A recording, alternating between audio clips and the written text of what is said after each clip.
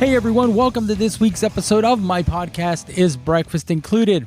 Now today on the show, I sat down with my good friend John Sullivan, aka Sully, and Adam Nañez, aka Adam Nañez, of Sully Guitars right here in Little Elm, Texas. We had a great conversation. They gave me a little bit of history about Sully Guitars. They talked about a couple of really cool players who you might have heard of who play Sully Guitars. And they let me know what we can expect in 2022. It was a great conversation. They were really busy. They took time for little old me. Now let's check it out. Sounds great. I'll try to project. I'll try not to crosstalk. That's always annoying in the podcast when people talk over each other. Yeah, I agree. What am I supposed to do with my hands? Dude, I have the worst. When we do band photos, I'm always standing all awkward and shit. I never know what to do with I make a fist for some reason. I always make a fist. I do that. Hands in the pocket. Smiling with a fist. Oh, well. All right, man. It's part of your... Tell me who you guys are. Where you're from. What you do. Go ahead, Sully. Well, I'm Sully, and I build guitars, and you should buy one because they're nice and they're fun, and we like nice and fun things. And I'm Adam Nañez, and I play guitar and write music and occasionally get the amazing opportunity to help Sully build guitars and help him here at the shop. So the amazing opportunity to do so 4 days a week. Yeah, I mean it's good with a lunch break. Mm-hmm. Yeah, I do. Yeah, I get a lunch break. Yeah, you got to clock out for lunch. In other words, you have a job. He does, and burritos are provided. Yeah, lunch every burritos are included. Always included. Well, when did tell me a little bit about Sully Guitars. Okay, well, we'll see you guys later. I'll just yammer on for now. You know, like the Sully Guitars thing, growing up in the 80s when I did, and that was a culture of custom guitars. Everybody that I listened to didn't play Gibsons or Fenders. They played Jacksons and Charvels and BC Riches and custom new exciting things. And there were also, in magazines, flipping through Circus and Hit Parade or Guitar for the Practicing Musician, there's always ads for, parts. And you can buy, at that time, I remember you could get Jackson headstock, no, not Jackson necks, but they were Jackson style necks for $99. I'm like, oh my God, that'd be so cool. So growing up around that, I got my first, with my first electric, when I was 12, it was a hand-me-down, and I signed Sully in a Sharpie on the headstock. So it's I'm insane, and it's always been a thing. There was a local store, a local guitar store to me where I grew up in suburban Chicago, called Park Avenue Guitars, and I used to go and hang out there every day like a stray cat. And the owner, Steve, he was like the cool guy that you took lessons from. He grew up with Glenn Tipton, and whenever Judas Priest would come to town, he'd be like, he'd have stories, and he'd make parts guitars for people, and they were just always so cool. And I had him make me one for my birthday when I was 16. I mean, I bought it, of course, and I would just hang out and just watch him do repairs, and he always talked to me like I knew what he was talking about. I had no idea what he's talking about, but just kind of growing up in that immersion, started working on friends' guitars when I was 16, 17, like painting guitars for people. And they were always terrible, but whatever, it was fun. And eventually started making parts guitars in 2000, and then eventually transitioned to building guitars from scratch. And then about 8 years ago, jumped to doing it full time. And now we expanded out of the garage, which you were in. Yeah. Some time ago, and expanded out of there to where we are now in a 2,000 square foot shop in here in Texas, and it's been pretty cool. Yeah, there's that famous picture of your khakis laying on the floor when you walked out of your gig, right? Mm-hmm. Yeah, giving them the finger. Yeah, never look back. No, and I haven't worn them, and if I mean, they're in a drawer. Just in case. Like whenever, no, thankfully, thankfully. Well, in case, making the jump to doing this full time, I'd always worked for a company. Yeah, I'd never worked for myself, and Mrs. Sully always worked for herself, and she knows what the ebbing and flowing of that sort of thing, and like the first month, she noticed that I was kind of maybe like, oh shit, my direct deposit isn't here. and she's like, you all right? She see me, I was kind of like spinning out one day in the garage, and I'm just kind of like, and she's like, it's going to be fine. Just it's going to be fine. Just finish that guitar and it's going to be fine. Yeah. And, yeah. But whenever I see those khakis at the bottom of the drawer, I do give it the finger still. Right on. Right on. And how did you get involved with Sully? Were you an artist first, or a friend, or? Yeah, I mean, we met at an event for Guitar Sanctuary through a mutual friend, and we just started talking and hanging out, and I got to see his guitars and thought they were cool. And as a guy, I was hanging out. I liked him as a friend, so eventually he let me borrow one to play at a show, and I didn't want to give it back, so ultimately it kind of just, got some built and started hanging out with him more and playing more of his guitars, and somehow ended up, I would actually go and help on just hanging out. Like, you've been to the garage. Yeah. I would go hang out and then maybe sand on something, and then get to go home. Bye-bye. And leave him there and go. But I got an appreciation for how much work and craftsmanship goes into it. And I had no idea what it takes to make a custom guitar. And when I started to see that, I really had a lot of respect for all the guys that do that. So anyway, I always just played them, plug them in and go. Yeah. But through being an artist and hanging out with him, we would go and I would try to help him at the NAMM shows and stuff, and get to enjoy that. And I'd see you out there on occasion. But somehow here I am for the last 3.5 months, helping him, 4 times a week. I still have time to do my thing, but it's been pretty cool learning things and getting to see what he does here.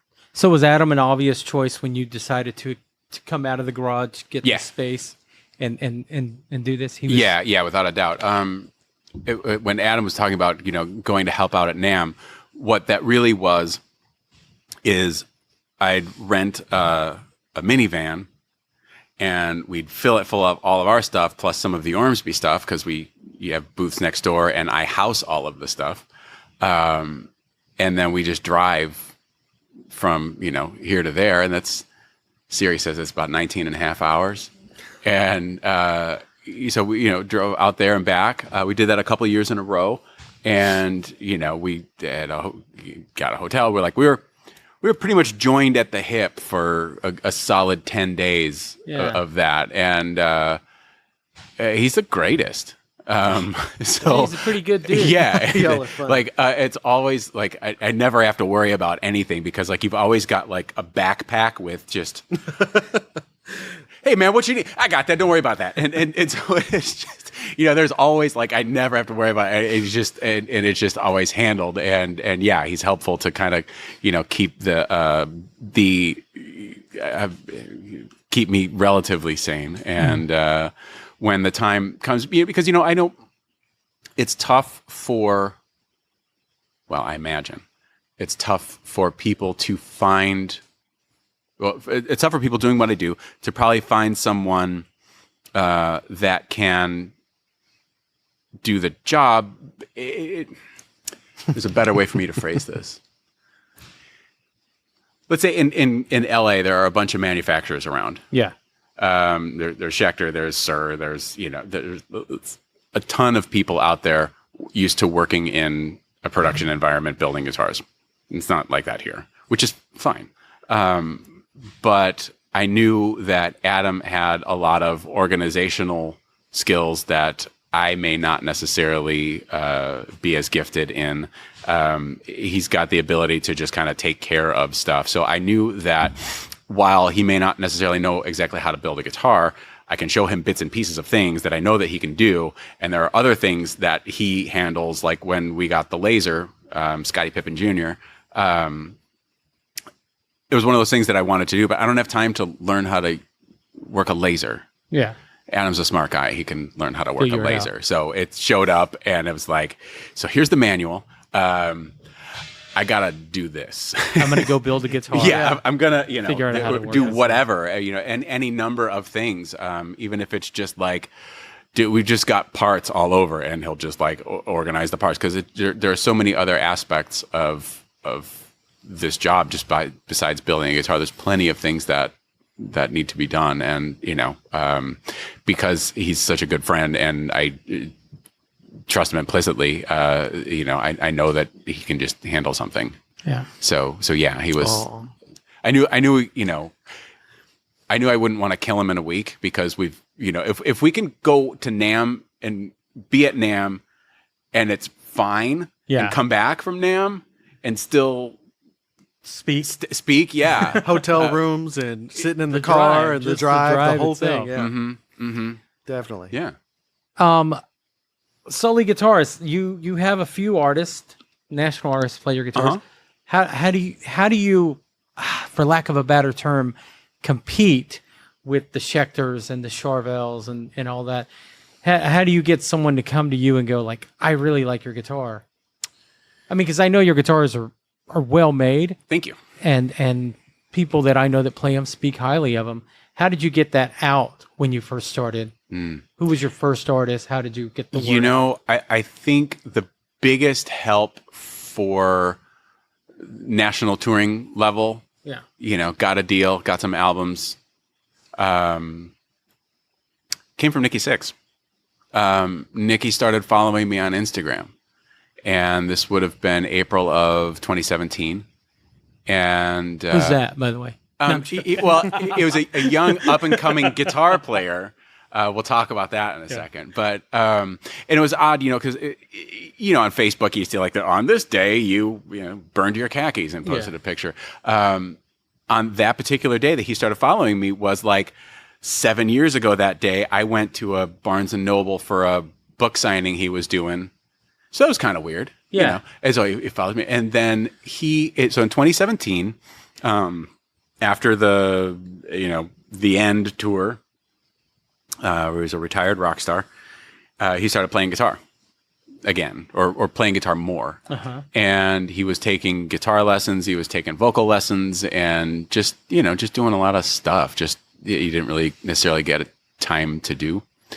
And I remember he had borrowed a Firebird studio from a friend, and he had posted, I got to give this back to my friend. Does anybody have like a white Firebird studio that I can borrow? And I'm like, well, I definitely don't have one of those, but I'm a Bird kind of fan because of Nikki. I was a huge Motley fan, and I just commented, I'm like, I might have something.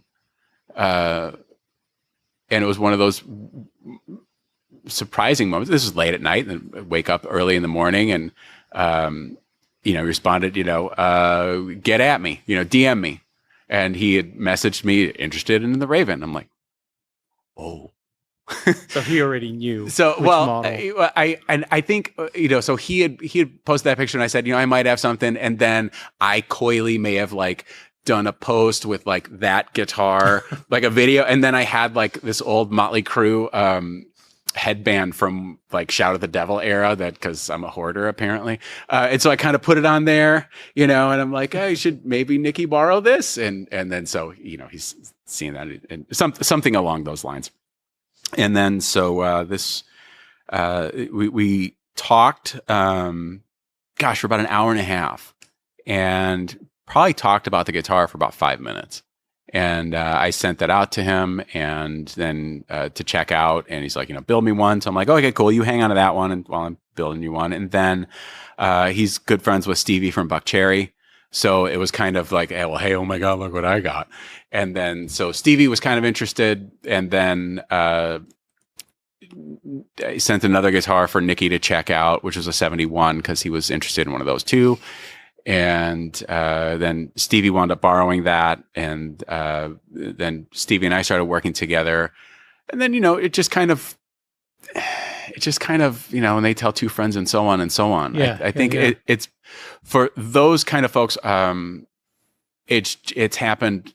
I think it all kind of goes back to Nikki and elevating kind of the awareness, so to speak.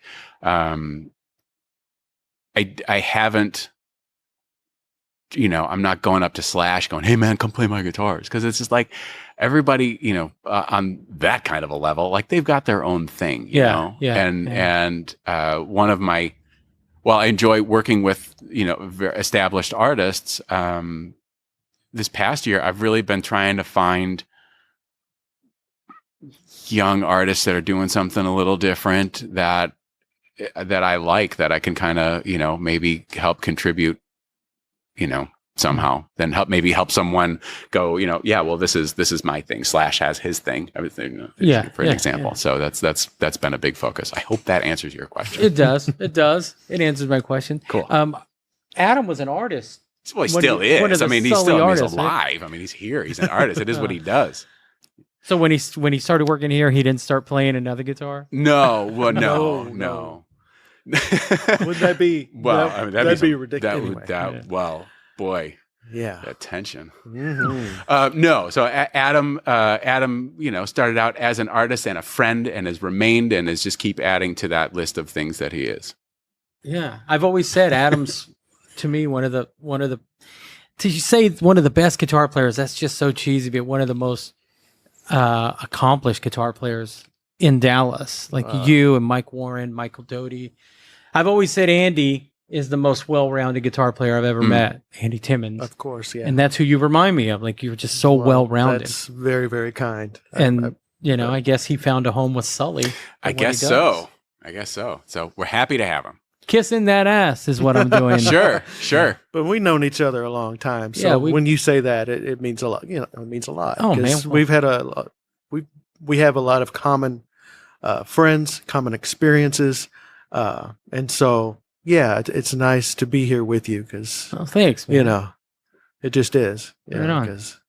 Thanks. To continue the Adam Love Fest, I want to just add, one of the things for me growing up, I played guitar, for the majority of my life. And I have always been the kind of person, I'm like, do a couple of things. I'm like, oh yeah, I can do that, no problem. But you ever, when I got to know Adam a little bit better, and it was funny because when we met, it was that ticket stock, right? And we had some guitars. I was helping out the Guitar Sanctuaries, me and Clint, and then Adam came by the next day, and we're just playing guitar all day, just like idiots, and I'm just playing guitar, and Clint's playing guitar. We're playing some songs together, and I was like, "Oh man, yeah, you're really good." I'm like, "Oh, okay, thanks." And then he plays, and then I'm like, "Oh, I shouldn't have been playing at all today." And I don't mean that in a self-deprecating way, but I mean it in more of a. This has been the past couple of years have been kind of an eye-opening experience when getting to work with more people, and Adam is very much in this category. It's like, if you were to have a Major League Baseball player come join your rec league softball team, it's kind of like that. Like I was like the player that's kind of good on the rec league softball team, and they're like someone like, you really put in the work. Yeah. That's what that looks like. Okay. I'm gonna go. I'll be over there. I'm gonna go sand something right now. But yeah, I've been going to see him play since the 90s. Yeah. And every time I watch him play, I think, why bother? Mm-hmm. Like, why bother? That's funny because I say that about so many. I say the same thing. Constantly trying to learn. So whatever. I appreciate you guys. It's funny. Love Fest. Keep it going. Yep. I love this. This is the Adam Nañez podcast. Right. No. But so coming into Sully, man, what's the one thing you've taken away so far, like as far as being a builder or working with a builder? Working with a builder and seeing someone. Can you see yourself doing this? Like, that's a good question. This is like an employee review series. Yeah. Where do you see yourself? Where do you see yourself in in 5 years, Adam? Well, it really is amazing to see what it takes to build. And I'm sure it's with anything, craft, furniture, blah blah blah, car. There's a lot that goes into it that no one really sees, and a lot of the whole blood, sweat, and tears kind of thing. That I'm just like, wow. A lot of Sully himself is coming through in this art. It's an art to me in the sense of how much he cares about it, how much he's put into it, how much thought, and then of course the work. I mean, I'm sand a guitar. I've been on it for 3 hours, and it's still not. There's still so much left to be done, and that was just the neck. Yeah. I'm like, well, dang, there's still. Oh, and then I ask him, when do we go to? Oh, well, you don't get to go to that part of the procedure yet. We still have to do this, this, and this, and this before you even put the neck onto the body, etc. So. I've taken it's pretty incredible thinking. I've met some other builders, and when they all get to talking shop, it's kind of funny. Yeah, you can kind of see that they've got this thing. They've got this thing, that they know, and I'm just the guy on the outside listening. And do they ever look at you and then turn their back? Yeah, it's this kind of thing of like, he hasn't, used that particular tool before. How can he be in our circle? Yeah. But anyway, it's been interesting from that, and I'm learning a lot as far as just I'm standing and watching right now. I've only been here like three and a half months, so that's nothing, Yeah. One of the things you talked about recently was how sometimes we finished this one. Like, oh, that thing was a nightmare. Or sometimes there are certain ones that just go together real easy, and certain ones do not. Yeah. For whatever reason, could be the finish might be a little more delicate. Could be just whatever. And because we do have one here in that category right now. And I didn't realize you get a guitar back from paint, and then you assemble it. You're going to put the pickups in and do all this. Do not drop an Allen wrench or a screwdriver accidentally. You got to keep it. You got to keep it clean. There's a lot of stress that you don't want to mess it up, but not at that stage. It's been through so much. So, I've learned to try to deal with that. Go slow, breathe, think about what you're doing, stuff like that. But I've done that when we get a guitar on the road. Sure. And they're like, hey, can you set it up? And I drop a screwdriver, and I'm like, this thing needs a sticker. Yep. Put a sticker on it. This needs some gaff tape right here. And then you sell it to them like it's their idea. Like, right. Hey, I thought this sticker kind of, man, it looks bad. Gives it a vibe. Sure. Yeah. See the yeah. We've been embracing the relicking process a little bit more over the past couple of years because it's nice. You don't have to worry about. I mean, you just don't have to worry about it. It's easier. The more you mess it up, the more the client likes it. Yeah. Generally, But getting used to that process took some adjustment for me, just because I'm coming from that don't mess it up to take a cheese grater to it and go around the perimeter of the body. Tie it behind the car, drive up and back. Yep. Sure. As a tech, I reach out to a lot of companies, and usually in the first couple sentences, I specify I don't want anything free. I'm reaching out because we dig your gear. That's refreshing. And how often do you get that email hey man, my band says this, can we get an endorsement and send us a guitar? Yeah. I mean that's just part of it. Do you get it a lot? Sure. Yes. How do you determine who gets a guitar or who gets an artist cost or who you want to It's a really, to this point, and eventually as scalability is more of a focus, I will be less involved with that sort of thing. So it'll be someone else's problem. Mm-hmm. But no, I mean, really, it just has to be, it's the artists that I've worked with, it's always been a very organic thing so far. There hasn't really been too many instances like that, especially from if someone reaches out from an established national touring band, that's a little different. That has happened, and sure, we'll work something out. But if they're not necessarily at that level, and this sounds just terrible, but I'll take a look. I look at the social media, and audience size, it does kind of matter, but also I'll also look to see the actual post to see what kind of engagement that it happens, because let's face it, you can buy followers. I get DMs on that all the time too, like we all do on Instagram. But I tend to try and look at the artists themselves, see what they've got going on, because there are artists that I work with who may not have a really large following, but I think they've got something really cool going on that might be a little bit different. so it just, it's really a feel thing right now. Because the other thing is when it comes to, customs and things like that, people are asking about free guitars and stuff. It's like, okay, so do you work for free? And I don't mean that to be dismissive, but realistically, there's a lot that's going to go into this, and not just time, but like the materials themselves. And sure, materials are a little bit less expensive for me than maybe somebody that doesn't do this for a living, but there's a cost. And this, whatever the cost of this material is, if I'm doing for somebody at, a discount, or even if it's dealers, I mean, I do have some, but, you got to figure out, what's the best use of your time and resources. And that doesn't really work out to happen that way very often. But sorry, I'm getting a little tangential. But it's as far as who I decide working with, it's some of it's friends, some of it's people that I'm just like really into. There are definitely a few bands that I've been watching over the past few months where I'm like, oh, I would pelt you with guitars. Yeah. You just got to stop playing that one. But that's the other thing I've learned is that these things tend to happen in their own time. And actively pursuing somebody, like, if I was actively pursuing someone, again, let's just say on a national touring level, where there are probably a bunch of people like me that are reaching out saying, hey, you should check out my stuff, or you should check out this. Those things I found don't always happen super quickly. And when they take some time to kind of, come to fruition, it's usually a lot better, which is kind of cool. And just speaking on the other side of that for musicians that are trying to find something, a lot of the communication that I get along that line of, hey, check out our band, and it's clear that is going out to a bunch of people. And I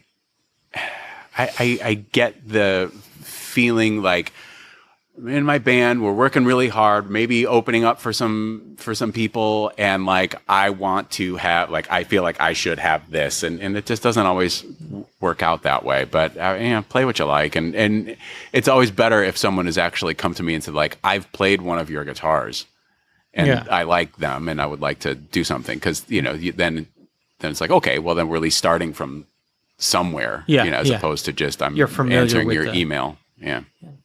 I guess other independent guitar companies, there's a few out there. Do you guys talk? Like other, like, Rock and Roll Relics or someone? Sure, like Billy's a good pal.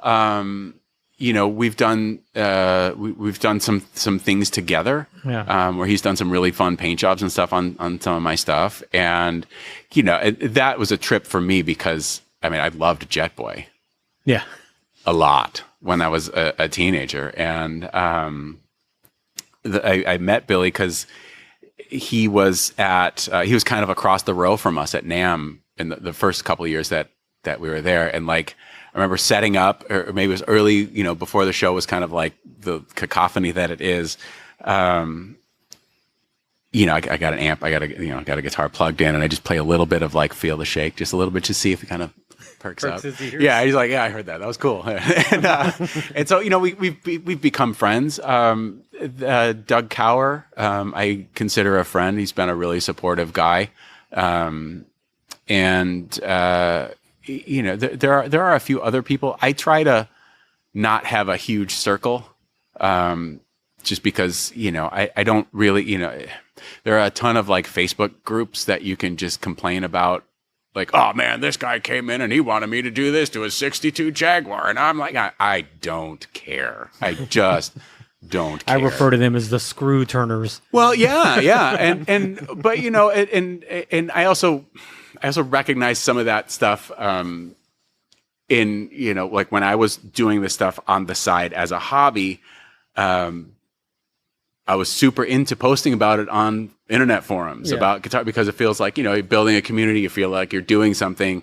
And I also can see how that can be a little irritating. But anyway, how did we get on this? Oh yeah, other people that we kind of commiserate with. Yeah, there's a few, but I don't really spend a whole ton of time doing that. But yeah, there are some people who whose company I really enjoy, like Megan Wells, who she builds arch tops. I think she's like the coolest person ever. The folks that run the boutique guitar showcase, and it's also at NAMM, but they do it on tour. Jamie and Roberta, they're wonderful people. And like I said, Doug and Billy and Steve McSwain is anytime the self-loathing kind of gets a little bit more than normal, I'll call or I'll reach out to Steve because he's like the most positive, sweetest, nicest guy ever. He's a delight. But Perry Ormsby, we talk all the time, and yeah.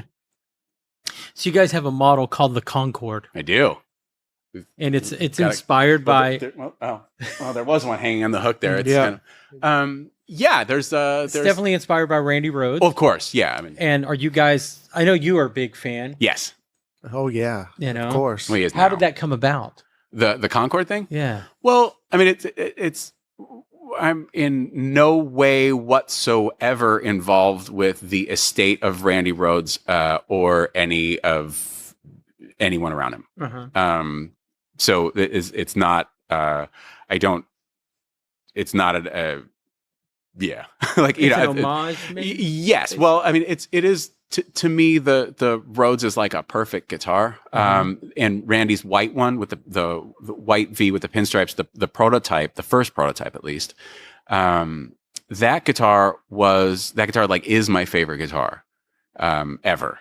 I don't care about 59 Les Pauls. I'd open my veins to own that guitar. I mean, what am I going to do with it? But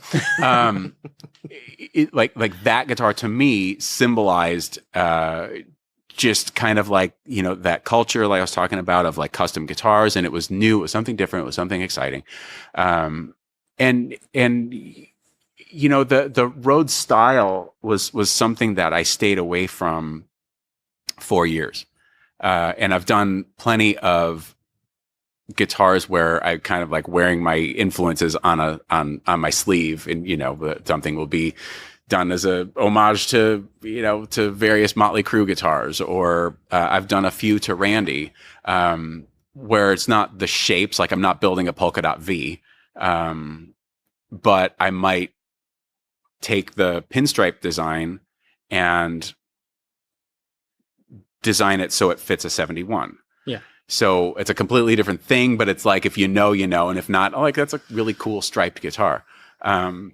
I don't really remember what my final decision of like, yeah, I should do this, but Grover is a very good friend, and his company GJ2 they had a model called the Concorde, and Grover owns that trademark for the name. And I was, maybe it was NAMM related, because usually for NAMM, I'll try and build something a little ridiculous. So it's something that kind of stands out when people are just kind of walking by like, oh, well, hey, that's kind of cool. And maybe I was going to do it for that. I don't exactly remember, but I started drawing, and there are elements of a few different things that I'm not going to go into, but it's at the end, it's, really 3 or 4 lines, it's a triangle. There's not a whole lot you can change. Well, I mean,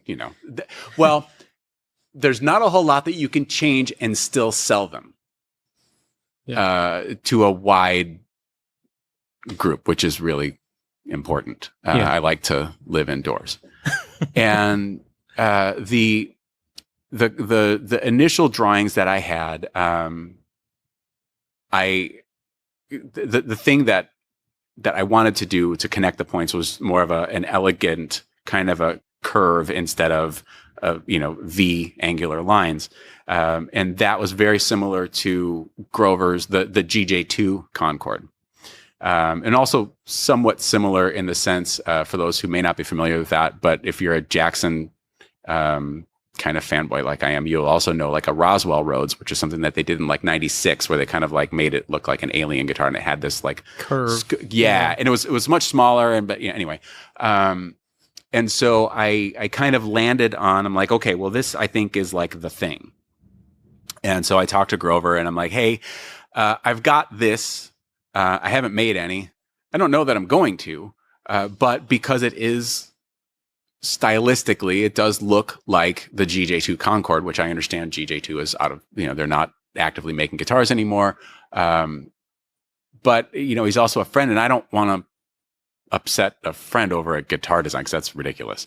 So I send it to him and let me know what you think, or if you're okay with it. So he got it and he called me immediately. He's like, it's fine. There's a reason that, cars have 4 wheels and a seat, and a steering wheel. And it's like, this is, I'm like, well, I was wondering, that's a little close. And he's like, well, the biggest thing is the little curve. And I'm like, well, yeah. And he's like, I'm totally fine with it. And if you would like to license the trademark for the Concorde name, more than happy to do that. So that's the story of that. We got a couple that are in process, and we'll have more of them throughout this year. So you got his blessing with it. Yeah. Kinda. Yeah. Cool, man. Where do you not where do you see? What do you picture Sully becoming? Sully Guitars becoming? Like what are your visions? Do you guys have the same vision, or do you have a plan that you're bringing in? And I know you have a plan. I have an idea, yeah. Do you want it to? Of course, everyone would like to see it grow to like maybe a big, like these other names. Sure. But do you want that, or do you want to keep it like in the way it is now? But selling... like Mr. Burns said, I'd trade it all for a little more. I love that quote. I'm stealing it. Yeah, no, hey, I did. It's from The Simpsons. It is it applies. But I keep a few things in mind. Do I want it to be bigger than a larger kind of operation than it is now? Yes. Do I want it to be something as large as like a major manufacturer? No. I don't need that. And also I don't necessarily have the time for it in life. I'm not 25. I just look it. I look like a real rough 125. But so there's just not a lot of time, I kind of think, because so to me, something, like any manufacturer that I'm going to name, it's like, well, they're a major manufacturer because, whatever. But I think Tom Anderson does a nice job of kind of keeping it still, you can know that like a people certain that number are doing a year, it. like... Well, yeah, we'll do that, but it's also like, Tom Anderson may not be producing things on a level numbers-wise as Mr. Reed Smith does. And that is not a comparison. It's just, and I'm sure Tom is perfectly happy doing whatever it is he wants to do, and that's totally cool. But I think on the smaller side of big, if that makes any sense. kind of, just a few hundred guitars a year would be okay. Getting to 100 in a year would be a milestone. I think we'll get there in a couple of years. But really the thing that I'm focusing on, one of the other many things that I'm focusing on is scalability. And because I can only make so many guitars in a year, and working on increasing that number as much as possible. But, I don't need it to be like some huge kind of to do. Yeah. And what about you? What do you bring to the table? What do you want for Sully? I know you want the same thing he does, but do you have an idea of like where you would like to see it personally now that you're part of it? Oh, well, this is a good question. See how I set up? Yep. As far as what, I would like all his dreams to come true, obviously. And if I could be a part of that, relieve some of the stresses and some of the burden of the day-to-day stuff to help him create his art. That's my goal. Be a good friend, learn as much as I can on the side, contribute as much as possible. And, it's exciting for me because I'm kind of, this is this man's dream, this is his thing, so to have a small part in that is exciting for me, because I want to see him do well. I want to do well with him, whatever that is. But, It's definitely, hopefully within, this time next year, there'll be growth, as far as hopefully me being here, maybe getting more people involved. But I would hope that, those things that he's looking towards, I can help in some way. I don't have a background in guitar building. I don't have a business management degree. So there's certain things that I don't know, as far as to help the business grow. But, damn it, I'm going to do my best, whatever it is, from, and I'm going to learn. Yeah, I'm going to learn, and I'm going to play the hell out of them. That's what I do best, in my opinion. It's just I love playing his instruments, So I'll keep doing that for sure. Awesome, man. Well, I have a question for both of you guys. What's the can you kind of pinpoint the one musical moment that made you want to do this? That made you want to be do what we do? Like the three of us, we all do something in the music industry. Like I can tell you mine. I've told a million people mine. But what was your thing that said, I'm gonna be involved? If I'm not on stage, I'm gonna do this. Was it? Mine is I guess two, because I decided I was gonna be a rock star when I was 8. Yeah, and that's just because Ace Frehley. It's just the gateway. Yeah, any kid. Well, I mean, at that time, the 70s, the kids were like superheroes. What kid isn't into superheroes? And girls liked them. I'm like, I like all of those things. So that was a big part of it. Randy made me want to get good. And then Nikki actually made me want to learn how to focus more on songwriting and stuff. And then, Appetite came out, and that kind of informed my guitar playing and music sensibilities, also with discovering all of the old Aerosmith stuff. That really got me started musically. What got me started in kind of changing directions into what I do now wasn't really a specific moment. It was because I have experience, painting guitars for my friends when I was 17. And as, I became a parent very young, and was a single parent with sole custody at 22. So I wasn't going to go on tour. Yeah. And so I kind of building and working on them and that sort of thing really kept guitar in my life. And then it just kind of, I started making stuff, and then people were like, oh, can you build me that? Yeah, sure. Oh my God, what am I going to do now? Now I got to build it. Yeah.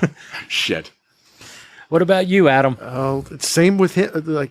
When I was growing up, I saw a Kiss poster. I'm like, what the hell is that?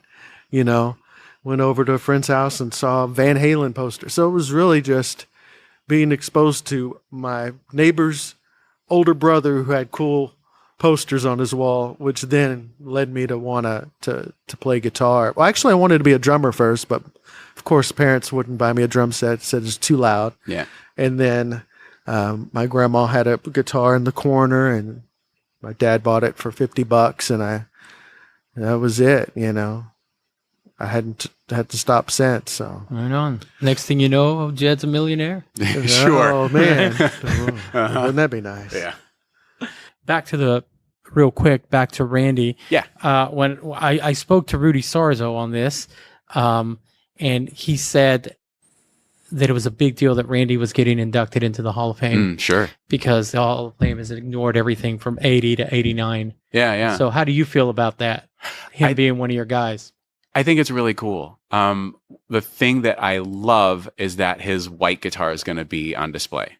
Yeah, I just saw that. And the article I saw, it seemed like it was only going to be there for one day, but I was fortunate enough to meet up with a friend of mine who, or last weekend, who was in town for the Arlington show.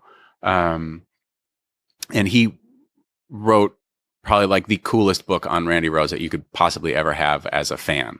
And, we were just kind of talking about that and how cool it is that he's, being inducted. And I know it's a different category. It's a musical excellence. Yeah. Which is, that fits. But my friend Andrew had mentioned that, he thinks that the V is going to be on display for a year. So I'll go to Cleveland to see that. Yeah. I that would be cool. You know, I'm fortunate enough to know people that made his personal guitars, and you know, hear some of those stories and stuff. It would be really cool to see the actual thing in person. Yeah, that would be cool. Yeah. The article I read, it didn't really specify how long it would be there, but Yeah. I mean, if it's just a day, then it's just a day, and I think it's actually tomorrow, so I won't make it. But you know, I'm happy for him. I think it's I think that as time goes by, I do think that he's maybe legacy is sort of fading a little bit, because as younger people start playing instruments and maybe getting into their music, like Ozzy is probably like their dad's or their grandpa's music, and they don't want that. They want their own thing. Or, you know, people's frame of reference as it comes to Ozzy's music is like Zach, which I get because he's been around for so long, but like, give me Randy and Jake. But yeah, so I am very happy. I am very happy. Zach is a ridiculously talented individual, and oh my God, the guy can play his face off. But for Ozzy, my guys were Randy and Jake. yeah. I remember Nobody cares about when that, Jake and released that's the okay. Red Dragon Cartel. Yeah.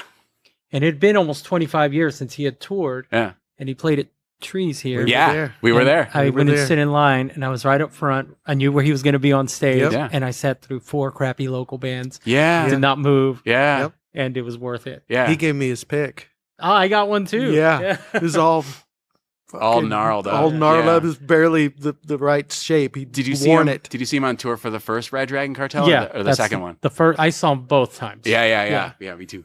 Oh, so good. After the interview, I'll show you the pictures on my phone. Yeah. That I bombarded him with the. Yeah, oh sure. Hey. Yeah, no, he signed a guitar for me. It was awesome. Right on. Yeah. Well, guys, thank you for doing this. Absolutely. You guys know it's called Is Breakfast Included, so you probably know what's coming. If breakfast was included right now, Yeah. what would you have? All right, I'll tell you. No one's gonna say this one. Migas with refried beans and flour tortillas. My man. Okay. right. Both tortillas in there. Yeah. So yeah, because that's what I do. I wrap them up in there sometimes. Make a taco. Yeah, dude. I'm gonna stick with that one. I'll eat anything, and I like a lot of different stuff. But I thought I'd give you that one because that's how Grandma used to make it. Hell yeah. That's right. Hell yeah. Fist bump. Wow. You can't follow that. Yes, you can. You can't follow. No, because I'm thinking of like I'm like I'd like to have my egg white breakfast. You can oh shit. Or I make my yogurt parfait with That's mixed true. berries Like and you do. and, You and do that. granola. Oh, It's usually the boring. breakfast sandwich because I watch you on your. Yeah. People, some people get really irritated that I'm actually eating on camera, which I understand. It's gross, but I mean, whatever. Yeah. So what would you have? Other than migas with refried beans and All flour right. tortillas. All right. Well, okay. So it's just my dream breakfast, or what I'm just gonna have when I'm gonna wake up in the morning. Your dream breakfast. Let's go with that. Oh Calories are not an issue here. No calories. boy, I think I get a chili dog from Portillo's. Oh shit. Okay. Just Whenever- owing up to you. Yeah, whenever he whenever did. I go home to the Chicago area, regardless of what time it is, I go to Portillo's. It's just Chicago food. It will kill you. It will straight up kill you. When we were driving back from NAMM, there was one in Arizona, and I'm like, "You're gonna have an Italian beef sandwich." Yep, I did. And I slept. they're after wonderful, that. but I mean, it's a cardiologist. It is a town that requires good cholesterol, which I do not have. But yeah, no. Whenever I go, I remember one of the last times I was there, it was in the morning. And I'm like, well, I got to go to the airport. I have time for a chili dog at like 9:30 in the morning. It was wonderful. All right. There you go. It's gross, but what are you gonna do? Well, where can people find you on social media? At Sully Guitars, Everything. everything. Do you have a TikTok? Yeah. You do? Yeah. Awesome. Of course He I do. dances TikTok and is the everything. best. Dude, I fucking love TikTok. I'm up till 2 a.m. Oh yeah, my God. yeah. I just let me see cats. I just want to see He sends cats. me these. I don't look at it TikTok, but he sends me. It's just showing you that he's I showing care. me that. I get to See? see some of the videos. So I love TikTok. And I don't watch it for guitar stuff. It's nice. I mean, like it kind of creeps in because I'm starting to do, like I do have some videos on there. Yeah. So some of that stuff kind of creeps in where I'm kind of like, But can't I just have something nice? But yeah, dude, I love TikTok. So yeah, at Sully Guitars on TikTok, SullyGuitars.com. There's a ton of information at SullyGuitars.com. Please go. I know I have to redo the website, but like I haven't done it in a while. But there's a lot of good information there. Facebook, Instagram, Twitter. Yeah, at Sully Guitars. It's good for you. Well, guys, thank you good. for taking the time. I know you guys were busy working when I walked in. Making a neck. Making a neck. It smells. It's roasted maple. It smells like waffles. It smells like maple syrup. I was not always kidding. told that rosewood smells like roses, and that's where it got its name. It can when you work it. Yeah. Yeah. Like I'm not saying like when you work it, it does. But yeah, it does. But roasted maple smells like syrup. It's great. Right on. Very good. Well, thanks again for your time. Word. I appreciate it. Me too. You guys have a great day. It was You good too. to see you. Right on. Sully and Adam of Sully Guitars. You can find them on social media at Sully Guitars, Instagram, Facebook. You heard they have a TikTok. Check them out. Check out their guitars, man. They're great guitars. Anyway, I'm done. You guys have a great day, and we'll talk to you next week.